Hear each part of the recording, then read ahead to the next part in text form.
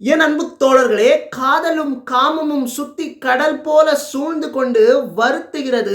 ஆனால் அப்படி கடல் போல சூழ்ந்து கொண்ட காமத்தையும் காதலையும் நம்மளால கடந்து செல்வதற்கான ஒரு பாதுகாப்பான படகு தோணி மட்டும்தான் இல்லை அப்படின்னு சொல்றாரு நம்மளுடைய திருவள்ளுவர் அவர்கள் இந்த குறள் மூலமா. எந்த குறள் அப்படின்னு கேட்டீங்கன்னா, குறள் 1164, அதிகாரம் படர் மெலிந்திரங்கள். என்ன சொல்றாங்க அப்படின்னா, காம கடல் மண்ணும் உண்டே அது நீந்தும், காம கடல் மண்ணும் உண்டே அது நீந்தும், ஏம்ப புனை மண்ணும் இல்.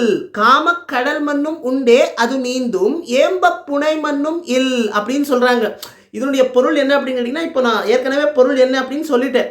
இந்த மாதிரி கடல் போல சூழ்ந்து கொண்ட காமத்தையும் காதலையும் நம்மளால கடந்து செல்வதற்கான ஒரு தோணி மட்டும்தான் இல்லை, ஒரு பாதுகாப்பான படகு மட்டும்தான் இல்லை அப்படின்னு சொல்றாங்க. சரி, வள்ளுவர் இப்படி சொல்லிட்டாங்க. ஆனா இந்த குறள் இந்த காலகட்டத்திற்கு ஏற்றாற் போல நம்ம எப்படி எடுத்துக்கிறது, எப்படி புரிஞ்சுக்கிறது அப்படின்னு நீங்க ஏன் கிட்ட கேட்டீங்கன்னா, என்னுடைய அபிப்பிராயத்தின்படி சொல்லணும் அப்படின்னா, இந்த காதலும் காமமும் ரெண்டு விஷயங்களுமே ஒரு குறிப்பிட்ட வயசுல ஆண்களுக்கும் பெண்களுக்கும் வரக்கூடிய இயற்கையான விஷயங்கள் தான் அப்படின்ற ஒரு புரிதல் இருக்கணும். இது வர்றப்போ நம்ம எப்படி ஹேண்டில் பண்ண போறோம், எப்படி மேனேஜ் பண்ண போறோம் அப்படின்றது தான் விஷயமே இருக்கு. நிறைய பேர் என்ன செய்யறாங்க, காதல் வந்த பிறகு அந்த காதல் குழியிலேயே விழுந்து தங்களுடைய வாழ்க்கையில அவங்களுடைய கெரியர் லைஃப்ல ஃபோக்கஸ் பண்ணாம எதுவுமே சாதிக்காம தங்களுடைய வாழ்க்கையை அவங்க தொலைச்சிடுறாங்க. அப்படி ஆகக்கூடாது.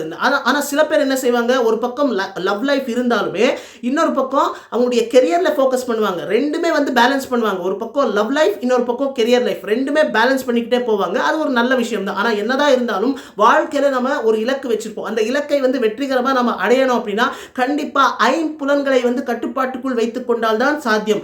இது சித்தர்கள் எல்லாம் சொல்ற விஷயம் தான். அதனால நீங்க சிந்திச்சு பாருங்க. இந்த குறள் நீங்க எப்படி புரிஞ்சுக்கிறீங்க, நீங்க எப்படி எடுத்துக்கிறீங்க அப்படின்றத பத்தி நீங்க கமெண்ட் செக்ஷன்ல தெரிவிச்சுக்கலாம். அது மட்டும் இல்லாம இத பத்தி நீங்க என்ன நினைக்கிறீங்க, உங்களுடைய அபிப்பிராயங்கள் என்னவாக இருந்தாலும் நீங்க கருத்துரை பெட்டியில கமெண்ட் செக்ஷன்ல நீங்க பகிர்ந்துக்கலாம், தெரிவிச்சுக்கலாம் அப்படின்னு சொல்லிட்டு, அருட்பெருஞ்சோதி அருட்பெருஞ்சோதி தனி பெரும் கருணை அருட்பெருஞ்சோதி. வணக்கம் தோழர்களே.